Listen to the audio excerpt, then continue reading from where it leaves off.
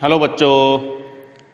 तो हमारा chapter number 3 चल रहा था, जिसमें सेकंड पोर्शन हम कर रहे थे वैद्युत अपघटन। वैद्युत अपघटन का मैंने तुम्हें बताया था कि 2 टुकड़ों में हम करने वाले हैं। एक तो हम करेंगे इसमें गुणात्मक विश्लेषण और एक मात्रात्मक, यानी कि एक तो क्वालिटेटिव स्टडी और एक क्वांटिटेटिव स्टडी। क्वालिटेटिव हम कर चुके हैं इससे जस्ट पिछली वाली वीडियो में, ठीक है। उसमें हमने देखा था कि वैद्युत अपघटन क्या होता है, वैद्युत अपघटन के द्वारा मतलब कौन सा यौगिक किस प्रकार से किन पदार्थों में टूटेगा, कोई भी इलेक्ट्रोलाइटिक सॉल्यूशन के अंदर जो एनायन और कैटायन होते हैं वो किस इलेक्ट्रोड की ओर गमन करेंगे, वो सब कुछ हमने देख लिया था। कौन सा पदार्थ प्राप्त होगा, इस बात पे हमने फोकस किया था। कौन सा पदार्थ इलेक्ट्रोडों पर प्राप्त होगा, अगर वो धातु है या कोई मतलब सॉलिड है तो वो इलेक्ट्रोडों पर चिपकेगा, यदि वो गैस है तो इलेक्ट्रोडों पर वो गैस के रूप में मुक्त हो जाएगा। तो कहने का मतलब ये है कि इलेक्ट्रोडों पर कोई भी पदार्थ प्राप्त हो रहा था, और वो कौन सा प्राप्त हो रहा था ये हम देख चुके थे। किसमें? गुणात्मक स्टडी के अंदर। गुणात्मक यानी कि क्वालिटेटिव। अब हम पढ़ने जा रहे हैं इसका सेकंड भाग, क्वालिटेटिव के बाद क्वांटिटेटिव, मात्रात्मक विश्लेषण, जिसमें मैंने तुम्हें बताया था कि इसके अंदर हम फैराडे के वैद्युत अपघटन के नियम पढ़ने वाले हैं। ठीक है, तो फैराडे के वैद्युत अपघटन के नियम आज हम पढ़ने वाले हैं। 2 नियम होते हैं, फर्स्ट लॉ और सेकंड लॉ नाम से हैं ये, ठीक है। इनको हम करने वाले हैं आज। तो पहला नियम शुरू करते हैं। देखिए,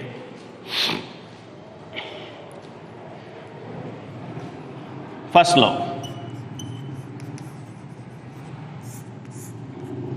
फैराडे का प्रथम नियम। हेडिंग लगा दीजिए, फैराडे का प्रथम नियम क्या है,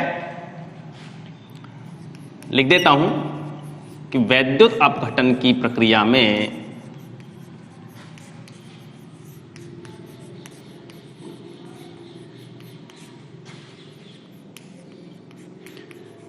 किसी इलेक्ट्रोड पर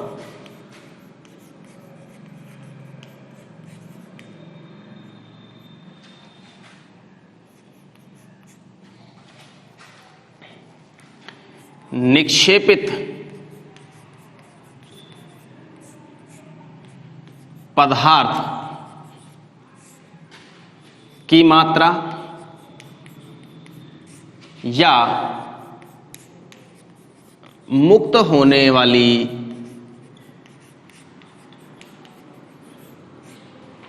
गैस की मात्रा, गैस की मात्रा वैद्युत अपघटनी विलयन या वैद्युत अपघट्य, ठीक है, विलयन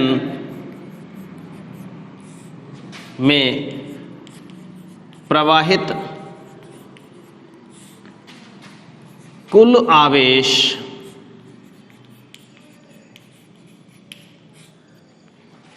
आवेश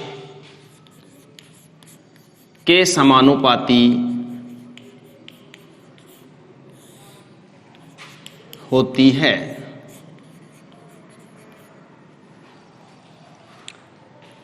इसमें ये लिखेंगे शुरुआत में इस नियम के अनुसार, और फिर ये पूरा एज इट इज उतार देंगे। मतलब क्या है इसका, देखिए कि हमने एक पात्र लिया था, उस पात्र में एक कैथोड है, एक एनोड है, ठीक है। इनको अपन ने बैटरी से जोड़ दिया था, जिसको प्लस से जोड़ा था वो कैथोड, और जिसको एनोड, और जिसको माइनस से जोड़ा था वो कैथोड। वैद्युत अपघटनी सेल जो है, मैं तो बता चुका हूं, गैल्वेनिक सेल के अपोजिट होता है, वैद्युत रासायनिक सेल के अपोजिट होता है चार्ज के मामले में। कैथोड पर यहाँ पे नेगेटिव है, यहाँ एनोड पर पॉजिटिव है, जबकि वहां एनोड पर नेगेटिव और कैथोड पर पॉजिटिव होता था, ध्यान रखना। ऐसे ही यहां पर अपन ने क्या भर दिया, कोई भी सॉल्यूशन, ठीक है, सॉल्यूशन भर दिया, सॉल्यूशन में कैटायन और एनायन है, ठीक है। कैटायन किसकी तरफ जाते हैं? कैथोड की तरफ। एनायन किसकी तरफ जाते हैं? एनोड की तरफ। और इस तरह से कैटायन जो है अपना इलेक्ट्रॉन ग्रहण कर धनायन जो है अपना इलेक्ट्रॉन ग्रहण करके डिस्चार्ज हो जाते हैं, और ऋणायन जो है वो इलेक्ट्रॉन त्याग कर डिस्चार्ज हो जाते हैं, अपना आवेश खो देते हैं, ठीक है, अपना चार्ज खत्म करते हैं वो। क्लियर हो गई यहां तक बात? चार्ज खत्म करने के बाद ये जो एनायन या कैटायन है, जो भी पदार्थ बनाने वाले हैं, वो पदार्थ कितनी मात्रा में बनेगा, कितनी मात्रा में बनेगा, ये किस पे डिपेंड करता है? उसमें प्रवाहित आवेश पर डिपेंड करता है, उसमें प्रवाहित चार्ज पर डिपेंड करता है। जितना ज्यादा तुम आवेश प्रवाहित करोगे, जितने कूलाम तुम आवेश प्रवाहित करोगे, उतने ही समानुपातन में क्या होगा, वो पदार्थ प्राप्त होगा। ठीक है, तो प्रवाहित आवेश के समानुपाती होती है इनकी मात्रा। तो हमने ये लिखा है कि वैद्युत अपघटन की प्रक्रिया में किसी भी इलेक्ट्रोड पर, ध्यान रखें तुम्हें ज्यादातर जगह पर मिलेगा तुम्हें कि कैथोड पर निक्षेपित धातु की मात्रा, क्या लिखा मिलेगा? कैथोड पर निक्षेपित धातु की मात्रा मिलेगा। तो जरूरी नहीं है कि हम किसी भी कैथोड की ही बात करें या किसी धातु की ही बात करें, क्योंकि कैथोड कैसा होता है? नेगेटिव, और धातु आयन यहाँ पे कैसे होते हैं? धनायन, और धनायन कहाँ जाते हैं? कैथोड की तरफ। धात्विक आयन कैसे हैं? धनायन है और कैथोड की तरफ जाएंगे, इसलिए वहां पर लिख दिया जाता है कैथोड पर निक्षेपित धातु की मात्रा। हम यहाँ दोनों इलेक्ट्रोडों को लेके चल रहे हैं, चाहे कैथोड हो चाहे एनोड हो। मान लीजिए कैटायन H+ है, कैटायन कौन है? H+ है, तो H+ अपना इलेक्ट्रॉन ग्रहण करके, एक इलेक्ट्रॉन ग्रहण करके और H2 गैस बनाएगा कैथोड पर गैस मुक्त हो जाएगी। तो मुक्त होने वाली गैस की मात्रा, अगर मान लीजिए धनायन है Na+, तो इलेक्ट्रॉन ग्रहण करके Na धातु बनाएगा, इस पर चिपक जाएगा, निक्षेपित होना बोलते हैं उसको। ठीक है, तो निक्षेपित होने वाली धातु की मात्रा या पदार्थ की मात्रा, तो दोनों बातें लिख दी। तो किसी भी इलेक्ट्रोड पर निक्षेपित पदार्थ की मात्रा, जैसे एनायन है Cl-, तो इलेक्ट्रॉन त्याग कर क्लोरीन गैस बनाएगा, क्लोरीन गैस कितनी मात्रा में प्राप्त होगी? ठीक है, तो एनोड हो या कैथोड, देखिए तो निक्षेपित पदार्थ की मात्रा या मुक्त होने वाली गैस की मात्रा वैद्युत अपघटनी विलयन में, इस सॉल्यूशन में प्रवाहित कुल आवेश के समानुपाती होती है। अगर हम उस मात्रा को m से रिप्रेजेंट करें तो वो समानुपाती होगी इस नियम के अनुसार Q के समानुपाती। अब वो तो हम जानते ही है कि समानुपाती हटाएंगे तो कोई ना कोई स्थिरांक तो लगाना पड़ेगा बराबर लगाने के लिए, और वो स्थिरांक लगाया हमने Z। वो स्थिरांक क्या लगाया? Z क्या है यहाँ पर? स्थिरांक, जिसे क्या कहते हैं? किसी भी वैद्युत अपघटन की प्रक्रिया में काम आने वाले कैटायन या एनायन के लिए वैद्युत रासायनिक तुल्यांक। वैद्युत रासायनिक तुल्यांक। अब देखो एक चीज ध्यान रखना यहां पे, जब यहां तुल्यांक शब्द काम आ रहा है तो तुल्यांक से मतलब का क्या है? तुल्यांकी भार, और तुल्यांकी भार प्रत्येक तत्व का अलग अलग होता है, प्रत्येक धातु का, अधातु का, सबका अलग अलग होता है। इसलिए कोई भी कैटायन हो या कोई भी एनायन हो, उसके लिए जैसे Na+ है, जिससे Na बन रहा है, तो सोडियम के लिए Z का मान निश्चित होता है, ठीक है, स्थिर होता है, इसीलिए स्थिरांक है। लेकिन सोडियम का अलग है, हाइड्रोजन का अलग है, क्लोरीन का अलग है तो मैग्नीशियम का अलग होगा, जिंक का अलग होगा तो कॉपर का अलग होगा, सबके लिए ये अलग अलग होगा, क्योंकि सबका तुल्यांकी भार अलग अलग है। तो Z की वैल्यू तुल्यांकी भार पे डिपेंड करती है, इसलिए ये सब धातुओं के लिए या अधातुओं के लिए, तत्वों के लिए अलग अलग होता है। ठीक है, तो M = क्या हो गया? ZQ। Q क्या है? प्रवाहित आवेश। M क्या है? निक्षेपित धातु की मात्रा या पदार्थ की मात्रा या मुक्त होने वाली किसी भी गैस की मात्रा। M हो गई, नीचे लिख देना, यहां Z बराबर वैद्युत रासायनिक तुल्यांक, M बराबर इलेक्ट्रोडों पर निक्षेपित पदार्थ की मात्रा, और Q बराबर विलयन में प्रवाहित आवेश। वैद्युत अपघटनी विलयन, इलेक्ट्रोलाइट के अंदर सॉल्यूशन में प्रवाहित आवेश, चार्ज की मात्रा। यहां तक मेरे ख्याल से कोई दिक्कत नहीं होनी चाहिए। इसको एज इट इज उतार लो, डायग्राम तो तुम्हें सिर्फ याद दिलाने के लिए बनाया था। ठीक है, नीचे बना लेना इसको कंप्लीट। अब देखिए, यदि मान लीजिए यहां लिखेंगे, यदि I एम्पियर की धारा, विद्युत धारा T सेकंड के लिए प्रवाहित की जाए, प्रवाहित की जाए तो I इज इक्वल टू क्या होता है, आवेश प्रवाह की दर। ठीक है, आवेश प्रवाह की दर, रेट ऑफ चार्ज फ्लो। किसी भी सॉल्यूशन में, किसी भी तार में, किसी में भी विद्युत धारा प्रवाहित कर रहे हैं तो वो विद्युत धारा का मान कितना होता है, Q अपॉन T। तो इससे हमको क्या मिल जाएगा, Q is equal to IT। Q is equal to IT। तो हम यह लिख सकते हैं M is equal to ZIT।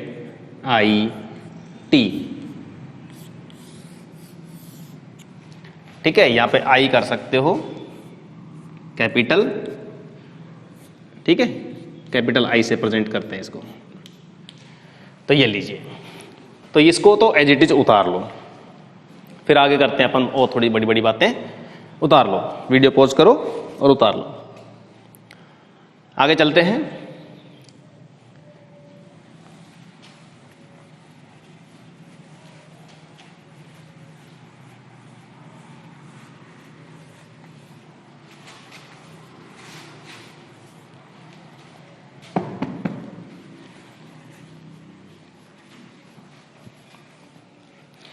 देखिए, ये मत समझना नियम खत्म हो गया।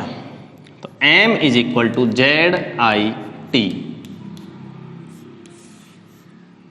ये फॉर्मूला हमारा निकल के आता है।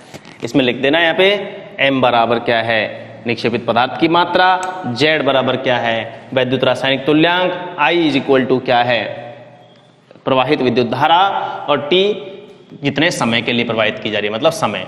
ठीक है, ध्यान रखें मैंने यहां सेकंड लिखा है, समय को सेकंड में ही लेना है। मिनट या घंटे में अगर समय दिया गया है तो उसको सेकंड में कन्वर्ट करना है। ठीक है, देखिए,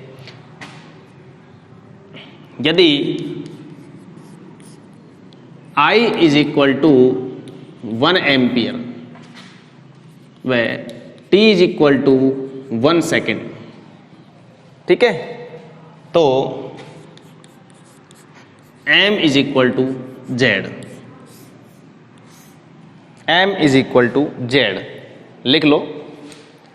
इसको उतार के और फिर नीचे लिखेंगे, अर्थात यदि विलयन में इकाई एम्पियर या 1 एम्पियर की विद्युत धारा 1 सेकंड के लिए प्रवाहित की जाए, 1 सेकंड के लिए प्रवाहित की जाए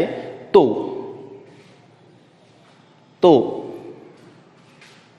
इलेक्ट्रोडों पर निक्षेपित पदार्थ की मात्रा या इलेक्ट्रोडों पर निक्षेपित धातु की मात्रा या कैथोड पर निक्षेपित धातु की मात्रा उसका वैद्युत रासायनिक तुल्यांक कहलाती है। ठीक है, कोई भी एक लिख सकते हो, इलेक्ट्रोड पर निक्षेपित पदार्थ की मात्रा उसका वैद्युत रासायनिक तुल्यांक कहलाती है। तो ये तो हुआ हमारा बुक से या हमारे सिलेबस से जितना मैटर हमको लेना चाहिए था वो ले लिए। अब इतना हमारे लिए सफिशिएंट नहीं है, हमारे लिए प्रॉब्लम करेगा ये अधूरा ज्ञान। अब आगे चलते हैं अपन। देखिए, उतार लिया इसको, चलो यहीं से आगे देख लेते हैं कि Z का मान क्या होता है। Z का मान क्या होता है, मैं एक बार तो तुम्हें यहां लिख देता हूं Z क्या है। Z बराबर E अपॉन F। अभी लिखना मत इसको, यहां तक लिख के छोड़ दो। तो Z तो तुम जानते ही हो, E बराबर क्या है, तुल्यांकी भार,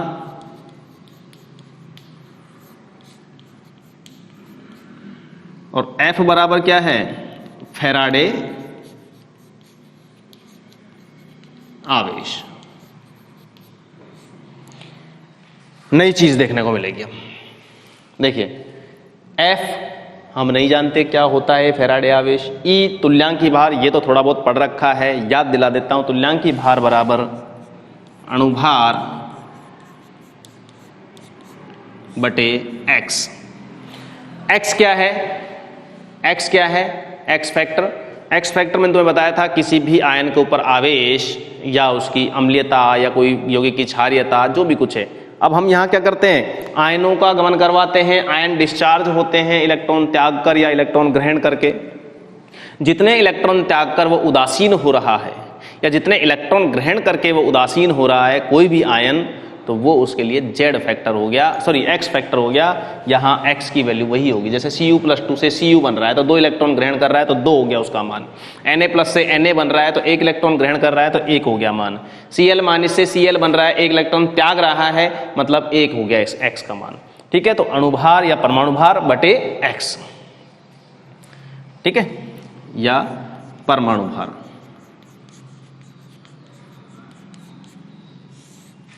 ठीक है, अपॉन x। यहां तक कोई दिक्कत नहीं है। चलिए आगे चलते हैं, अब F की बात करते हैं। हेडिंग डाल दो फैराडे आवेश।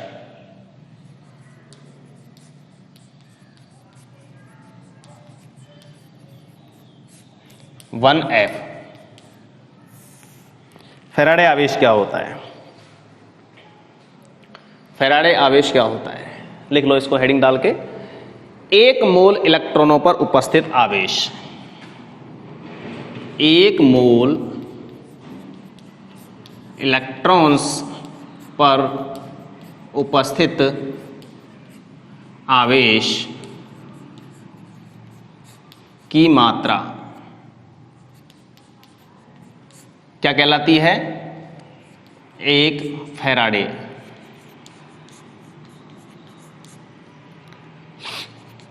आवेश कहलाती है।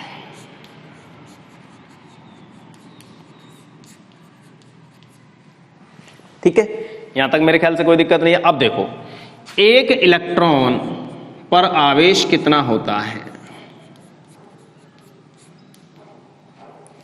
1 इलेक्ट्रॉन पर आवेश कितना होता है? 1.6 × 10⁻⁻19 कूलम। दिख तो रहा है ना, एक बार चेक कर लेता हूं। ठीक है, तो 1 मोल इलेक्ट्रॉनों पर कितना हो जाएगा भाई? अब 1 मोल बराबर कितने होते हैं 1 मोल इलेक्ट्रॉन? 6.023 × 10⁻23, यानी कि Na। याद है अवोगाद्रो संख्या? अवोगाद्रो संख्या कितनी होती है? 6.023 × 10⁻23। ठीक है, अब 1 इलेक्ट्रॉन पर जब इतना आवेश है तो 1 मोल इलेक्ट्रॉनों यानी इतने इलेक्ट्रॉनों पर कितना आवेश हो जाएगा? अरे भाई, जितने इलेक्ट्रॉनों पूछ रहा है उतने उससे गुणा कर दो। तो 6 यानी कि कह सकते हैं अपन 1F = E × Na। E क्या है? 1 इलेक्ट्रॉन पर आवेश। Na क्या है? अवोगाद्रो संख्या। कितना हो जाएगा? 1.6 × 10⁻⁻19 × 6.023 × 10⁻23। इसको गुणा करोगे तो यह आएगा लगभग 96,487 कुछ आएगा, 96,487 के आसपास। -19 और 23 में से बचेगा कितना? प्लस के 4 बचेंगे। प्लस के 4 मतलब 10,000 से गुणा करेंगे, इन दोनों को गुणा करके देख लो, बस अब आ जाएगा जो भी मान आएगा। तो उसको लगभग बोलते हैं अपन 96,500 कूलम। 1F = 96,500 coulomb.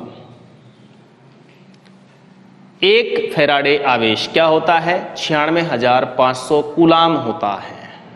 याद कर लेना, सीधे सीधे रट ही लेना इसका मान। 1 फैराडे आवेश बराबर 96,500 कूलम। उतार लो इसको।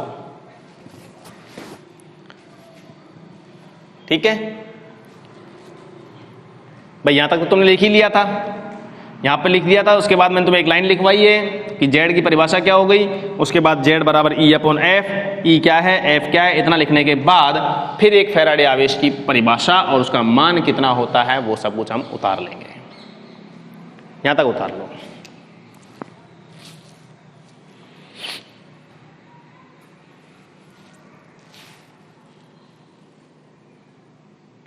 वीडियो पॉज कर लिया करो, तुरंत उतार दिया करो। आगे चलते हैं। अब इसका उपयोग बताता हूं तुम्हें, कहां काम आएगा।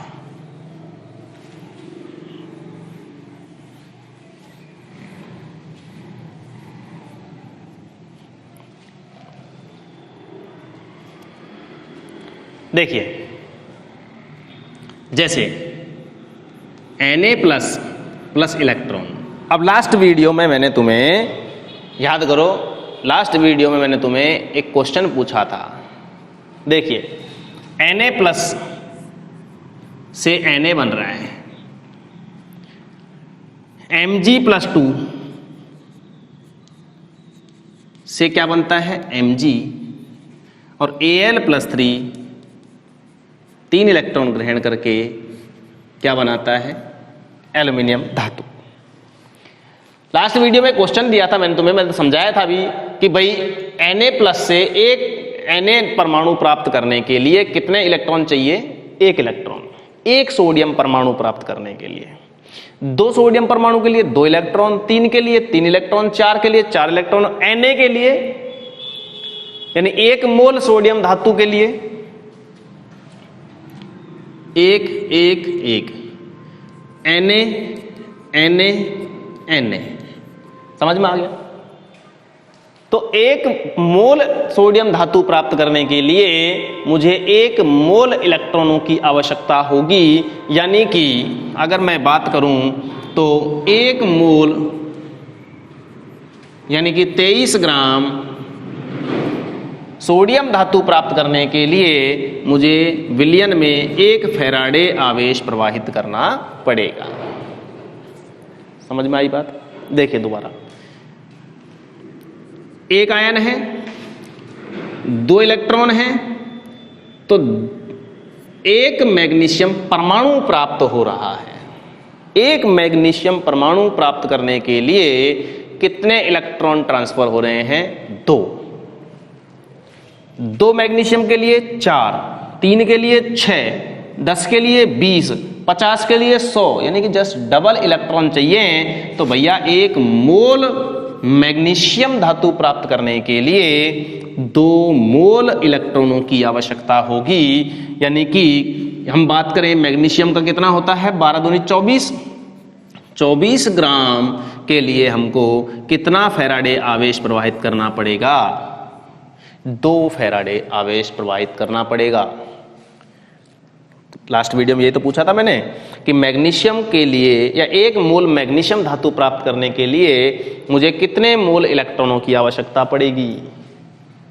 2 मोल इलेक्ट्रॉनों की। 2 मोल इलेक्ट्रॉनों पे आवेश कितना हो जाएगा? 2 फैराडे। ठीक है, इधर आ जाओ और दोबारा समझ लेते हैं।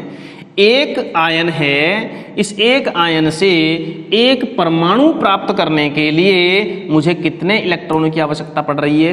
3 इलेक्ट्रॉनों की आवश्यकता पड़ रही है। 1 एल्यूमिनियम के लिए 3 इलेक्ट्रॉन, 1 एल्यूमिनियम परमाणु के लिए 3 इलेक्ट्रॉन, तो 2 परमाणुओं के लिए 6 इलेक्ट्रॉन, 3 के लिए 9 इलेक्ट्रॉन, यानी कि 3 गुना इलेक्ट्रॉन। जितने भी परमाणु तुम लोगे उसके लिए 3 गुना इलेक्ट्रॉन चाहिए, तो 3 गुना इलेक्ट्रॉन चाहिए। तो भैया कितने मोल ले रहे हो तुम? 1 मोल। कितने परमाणु ले रहे हो? 6.023 गुणा 10⁻23 परमाणु ले रहे हो। इतनी संख्या होती है 1 मोल में। मोल कंसेप्ट पढ़ना। तो 1 मोल एल्यूमिनियम धातु यानी कि कितना कितना होता है इसका परमाणु भार? 27 ग्राम। 27 ग्राम एल्यूमिनियम धातु प्राप्त करने के लिए मुझे 3 मोल इलेक्ट्रॉनों की आवश्यकता होगी, यानी कि 3 फैराडे आवेश चाहिए। आई बात समझ में? चलो अब एक क्वेश्चन के तरीके से कर लेते हैं। जिन्होंने भी जवाब दिया था वो अपना जवाब चेक कर लें कि जितने इलेक्ट्रॉनों की आवश्यकता पड़ रही है 1 परमाणु के लिए उतना ही फैराडे लगा दिया करो या उतने ही मोल ले लिया करो। ठीक है, क्वेश्चन है 63.5 ग्राम कॉपर धातु 63.5 ग्राम कॉपर धातु कॉपर सल्फेट विलयन से प्राप्त करने के लिए कितने कूलाम आवेश की आवश्यकता होगी? कितने कूलाम आवेश?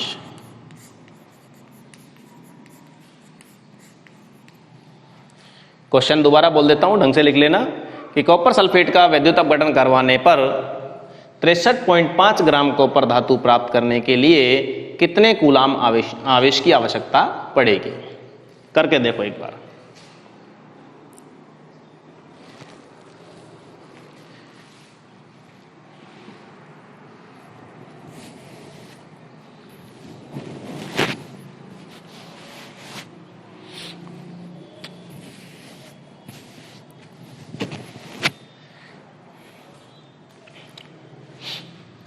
देख लो, करवा देता हूं। CuSO4 सबसे पहले लिखा हमने उसका आयनन, Cu+2 SO4 -2 हो गया। Cu+2 और SO4 -2। तो जो Cu+2 है ये 2 इलेक्ट्रॉन ग्रहण करता है और Cu यानी कॉपर धातु बना लेता है। इतना होने के बाद हमको पता चलता है कि भैया 1 मोल के लिए कितने 2 मोल इलेक्ट्रॉन चाहिए। 1 मोल यानी कि 63.5 ग्राम। 1 मोल का मतलब कितने ग्राम? उसके अणु भार के बराबर या परमाणु भार के बराबर।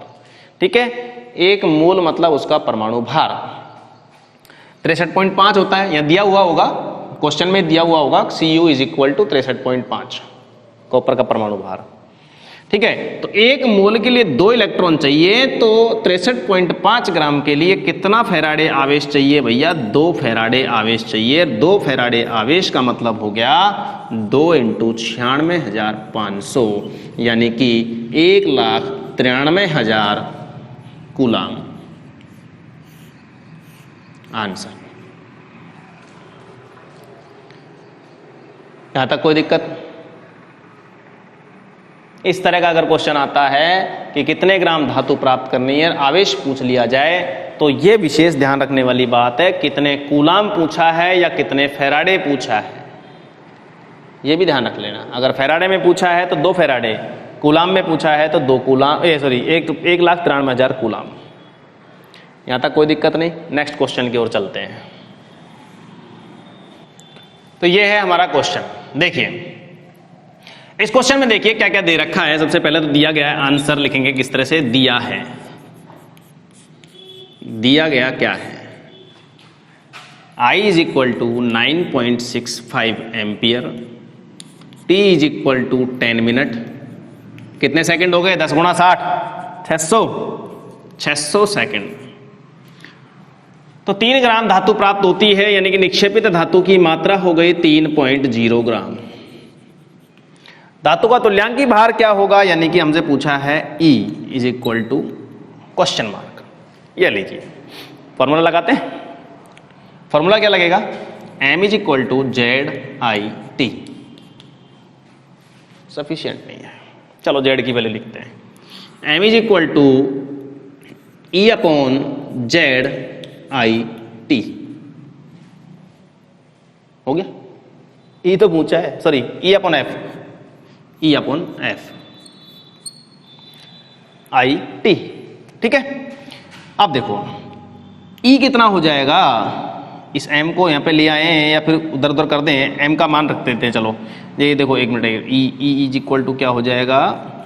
M × F/I × T। बोलो, यही हो जाएगा ना? IT नीचे चला गया, F ऊपर चला गया, E यहीं रह गया। M कितना दे रखा है? 3। F कितना होता है? 96,500। I कितना दे रखा है? 9.65। T कितना दे रखा है? 600। कर देंगे यार, अब तो कितना है? इस जीरो या पॉइंट को हटा देंगे यहां से, तो ये 600 हट गया, 6 आ गया यहाँ पे। तो 965 का भाग दे दिया, कितना बार गया? 100 बार। 3 दूनी 6, 2 ये हो गया 50, यानी कि 50 ग्राम तुल्यांक। तुल्यांक की भार कितना हो जाएगा? 50 आ जाएगा इसका आंसर। आसान है यार, हलवा क्वेश्चन है। और एक चले, एक और करते हैं, उसको उतार लो।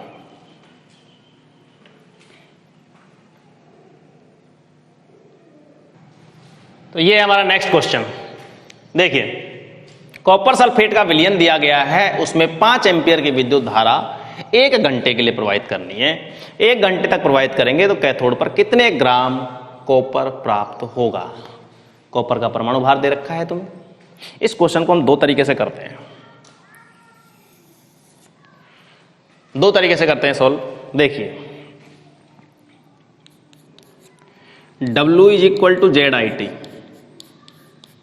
मैंने अभी तक ये नहीं लिखा है क्या क्या दिया गया है, मैं यहीं से उठाऊंगा सीधे। हमारा सबसे पहला काम किसी भी न्यूमेरिकल में ये होना चाहिए कि क्या क्या दिया गया है। ठीक है, दोनों तुम्हें एक साथ लिखवा दूंगा, इसलिए मैं तुम्हें जगह की शॉर्टेज की वजह से ये लिखवा रहा हूं। ठीक है, देखिए Z क्या होता है भाई, E/F into I into T।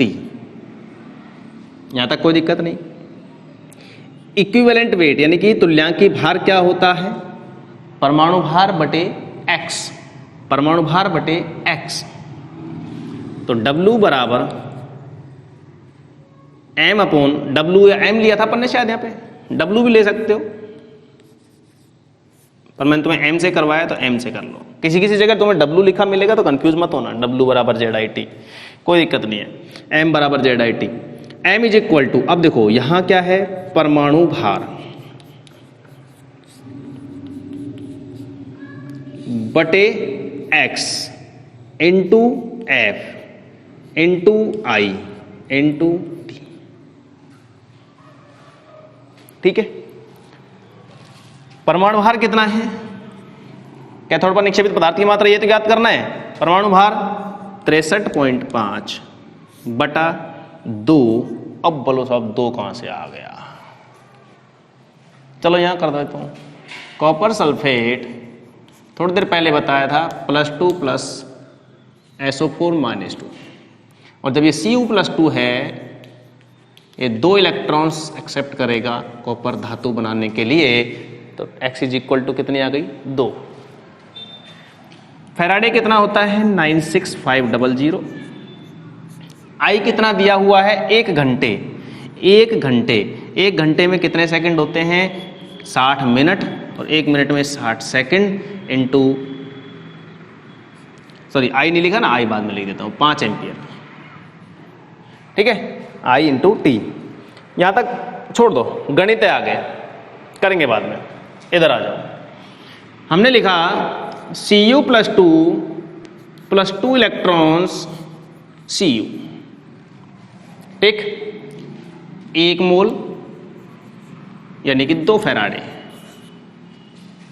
1 मोल यानी कि 2 फैराडे, 1 मोल यानी कि 63.5 ग्राम। बोलो यहां तक मैं सही हूं, 1 मोल यानी कि 63.5 ग्राम कॉपर प्राप्त करने के लिए हमको 2 फैराडे आवेश चाहिए। ठीक है, आवेश कितना दे रखा है तुमको, देखिए आवेश कितना दे रखा है, Q is equal to I into T। कितना दे रखा है भाई, 1 घंटा यानी कि 60 मिनट यानी कि 60 सेकंड इंटू 5। यहां तक कोई दिक्कत नहीं है, ये समय दे, ये आवेश दे रखा है। ठीक है, ध्यान से सुनना, 2 फैराडे यानी कि 2 इंटू 96,500। ठीक है, देखिए 2 इंटू 96,500 कूलाम से हमको प्राप्त होता है 63.5 ग्राम। तो इतने से कितना प्राप्त होगा, तो इतना आवेश है, तो 1 इंटू 60 इंटू 5, ये कूलाम आवेश तुमको दे रखा है, इतना कूलाम तुमको प्रवाहित करना है। इससे कितना ग्राम कॉपर प्राप्त होगा, तो इससे कितना प्राप्त होगा, 63.5 बटे 2 इंटू 96,500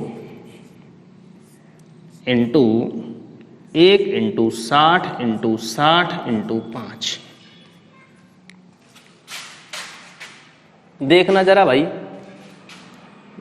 यही आ गई क्या वैल्यू, आगे सॉल्व नहीं कर रहा मैं, तुम तो इसी को देख लो। क्या एज इट इज आ गया कि नहीं आ गया? ये तो है हमारा बाई फॉर्मूला और ये हमारा है डायरेक्ट तरीका। अब तो विश्वास हो गया होगा कि E अपॉन एफ अपना सही है, जेड बराबर, यहां से कर लो।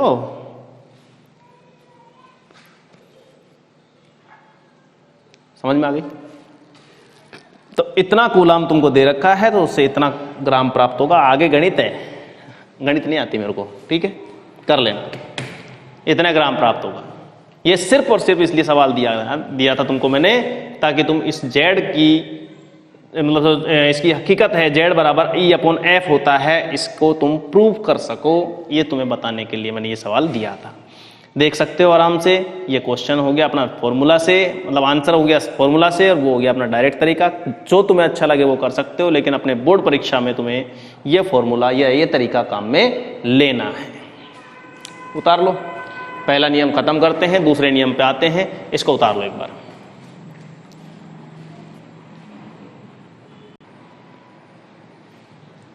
तो चलते हैं अपन सेकंड नियम की ओर। ये तुम्हारा सेकंड नियम हो गया। यदि दो भिन्न भिन्न वैद्युत अपघटनीय विलयन है हमारे पास, दो पात्रों में, दो सेल्स के अंदर, दो इलेक्ट्रोलाइटिक सेल्स के अंदर दो अलग अलग सॉल्यूशन है। चलो देखते हैं कैसे हैं।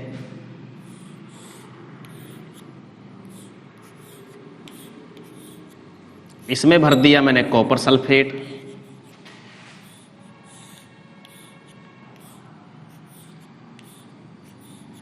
और इसमें भर दिया मैंने जिंक सल्फेट। वैद्युत रासायनिक सेल में समझ जाना कहीं कॉपर सल्फेट जिंक सल्फेट हो गया भाई डेनियल सेल बन गया, नहीं। दो इलेक्ट्रोड है इसमें, देखो, एक कैथोड एक एनोड, एक कैथोड एक एनोड, दोनों में अलग अलग है। कॉपर सल्फेट और जिंक सल्फेट दो अलग अलग विलयन है हमारे पास। इन दोनों में दो अलग अलग बैटरी लगा लो, समझ रहे हो? दो अलग अलग बैटरी लगा दो, उसमें दोनों के अंदर ही सेम, मतलब 5 सेकंड है तो 5 सेकंड ही इसमें, 5 एम्पियर इसमें दे रहे हो तो 5 एम्पियर इसमें दो, समान विद्युत धारा समान समय के लिए प्रवाहित करो। तो ऐसा क्या जल्दी से पॉसिबल नहीं हो पाता। इसलिए दूसरा तरीका क्या होता है इसका कि एक ही बैटरी लो, एक ही बैटरी लो और इस तरीके से इनको श्रेणी क्रम में जोड़ दो, ठीक है? श्रेणी क्रम में जोड़ दो, plus minus plus minus plus minus, ये लो। यानी अलग अलग अगर अपन अलग अलग बैटरी से जोड़े तो एक को बंद करेंगे 1 सेकंड उसमें फालतू हो जाएगी, इसको बंद करेंगे इसमें 1 सेकंड फालतू हो जाएगी, तो ऐसा मतलब पॉसिबल नहीं है जल्दी से। तो ये सबसे बेस्ट तरीका होता है कि एक ही बैटरी द्वारा दोनों को श्रेणी क्रम में जोड़ दिया जाए। तो फिजिक्स में तुमने पढ़ा होगा कि अगर श्रेणी क्रम में जितने भी तार जोड़े जाएं या कोई भी युक्तियां जोड़ी जाएं तो उनमें समान आवेश प्रवाहित होगा, ठीक है? समान आवेश प्रवाहित होगा। देखिए जरा, अब मर्जिया जब बंद करो, मर्जिया जब चालू करो, सेम सेकंड सेम टाइम अपना और सेम एम्पियर की विद्युत धारा इसमें प्रवाहित होने वाली है। अब देखिए, इसमें कॉपर धातु प्राप्त होगी, इसमें जिंक धातु प्राप्त होगी, ठीक है? इस माइनस पर कॉपर, यहाँ Cu+2 आयन है, यहाँ चले जाएंगे। यहाँ Zn+2 आयन है, ये यहाँ चले जाएंगे, Zn धातु बना लेंगे। तो कहने का मतलब ये हो गया कि इस तरह से जो ये कॉपर प्राप्त होगा, ये जिंक प्राप्त होगा, इन दोनों विलयनों में समान समय के लिए समान विद्युत धारा प्रवाहित की जा रही है। तो कौन ज्यादा प्राप्त होगा? अरे वो ज्यादा प्राप्त होगा जिसका तुल्यांकी भार ज्यादा है। दोबारा बोलूं, वो धातु ज्यादा प्राप्त होगी जिसका तुल्यांकी भार ज्यादा है। यही हमारा सेकंड लॉ क्या कहता है? क्या कहता है कि अगर समान समय के लिए दोनों विलयनों में विद्युत धारा समान एम्पियर की प्रवाहित की जाए तो अलग अलग कैथोड पर अलग अलग धातु निक्षेपित होगी। कौन सी ज्यादा होगी? या जो धातु निक्षेपित हो रही है उसकी मात्रा उसी धातु के तुल्यांकी भार के समानुपाती होगी। कुछ नहीं है यार, सेकंड लॉ रटने की जरूरत नहीं है। मैं फिर बता रहा हूं, रटने की जरूरत नहीं है। ये फर्स्ट लॉ का ही एक्सटेंशन है, फर्स्ट लॉ का ही विस्तार है। बोल साहब कैसे? बता देता हूं। बना लो इसको एक बार, तो इस डायग्राम को बना लेना इसके बाद में, साफ सुथरा सा, सुंदर सा, प्यारा सा, ठीक है? रंग वंग भर देना, बढ़िया। इधर देखो, देखिए जरा, ले लो। 1 नंबर लिया मैंने कॉपर सल्फेट, दूसरा लिया मैंने जिंक सल्फेट। इससे मिल रही है मेरे को कॉपर धातु, इससे मिल रही है मेरे को जिंक धातु। फर्स्ट लॉ अप्लाई कर रहे हैं अपन अलग अलग। M1 और 2 ध्यान रखना, M1 is equal to Z1IT, M2 is equal to Z2IT। देख लीजिए जरा, M1 is equal to Z1IT, I same है दोनों में, T सेम है दोनों में। चलिए, तो M1 is equal to E1 upon FIT, M2 is equal to E2 upon FIT। बोलो यहां तक ठीक है? Z की वैल्यू रख दी E अपॉन F, ठीक है। अरे यार एक बात बताओ, अगर मैं M1 बटे M2 करता हूं, M1 बटे M2 करता हूं तो सब कुछ कट जाएगा, FIT फिट कट जाएगा और ये हो जाएगा E1 अपॉन E2। ये लो, इस नियम को अपन यहां से निकालते हैं, चेक कर लो, समानुपाती होती है, अर्थात M is proportional to E। या ऐसे लिख दो, M1 is proportional to E1 और M2 is proportional to E2। ये नियम क्या कहता है वो देख लो, हमको जो लिखना है एग्जाम में वो देख लो, वो नहीं लिखना एग्जाम में, वो तो हमें सिर्फ समझने के लिए है। तो हम क्या लिखेंगे, M1 बराबर Z1I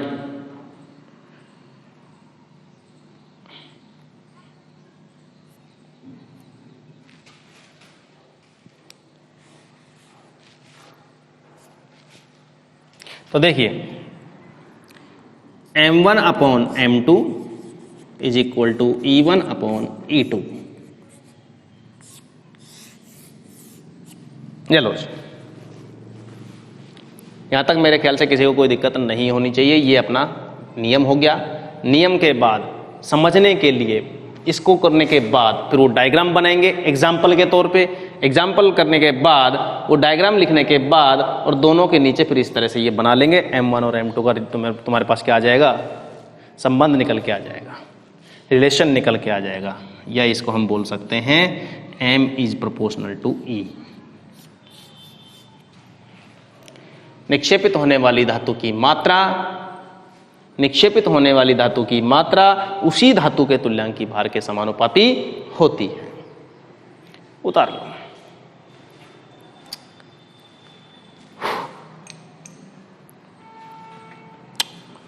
उतार लिया? चलिए पॉज कर लिया करो, उतार लिया करो, इतना टाइम मत लगाया करो। तो एक क्वेश्चन कर लीजिए, ये क्वेश्चन है अपना, इस क्वेश्चन को तुम्हें होमवर्क के रूप में दे रहा हूं। 2 क्वेश्चन दे देता हूं, चलो, है ना। ये 2 क्वेश्चन हैं, इन 2 क्वेश्चन को तुम्हें घर पे सोल्व करना है और फिर इनका जवाब बताना है। सेकंड लॉ से होते हैं या फर्स्ट लॉ से होते हैं, तुम अपने आप अपने करते रहना। ये अपना है क्वेश्चन, इसको उतारो नोटबुक में और रफ में सोल्व करना है और फिर बताना है कमेंट में जवाब कितना है, क्या है इसका, कमेंट में बताना है जरूर, ठीक है। तो अपने ये दोनों नियम हो गए कंप्लीट। इन दोनों नियमों से रिलेटेड जितने भी न्यूमेरिकल्स तुम्हें आते हैं या तुम्हारे सामने रखे हैं उन सबको सॉल्व कर लेना और इसके अलावा भी मैं तुम्हें न्यूमेरिकल्स प्रोवाइड करवा दूंगा, ठीक है। चलिए।